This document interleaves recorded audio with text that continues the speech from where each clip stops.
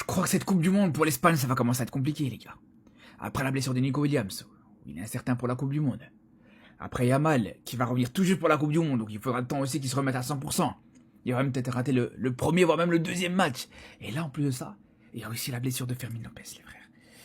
Franchement, les gars, je vous dis la vérité, j'aurais bien aimé voir l'Espagne faire une belle Coupe du Monde.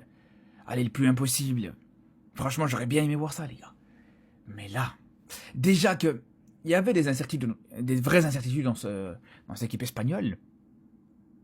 Mais en plus de ça, avec autant de blessés, autant de joueurs qui sont incertains, autant de joueurs qui ne seront pas forcément à 100%.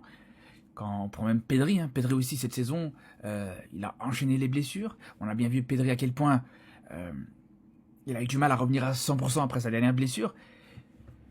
Si là tu rajoutes, comme je vous dis, Fermin Lopez, si là tu rajoutes toutes ces blessures-là, vraiment, je crains le pire pour l'Espagne sur cette Coupe du Monde.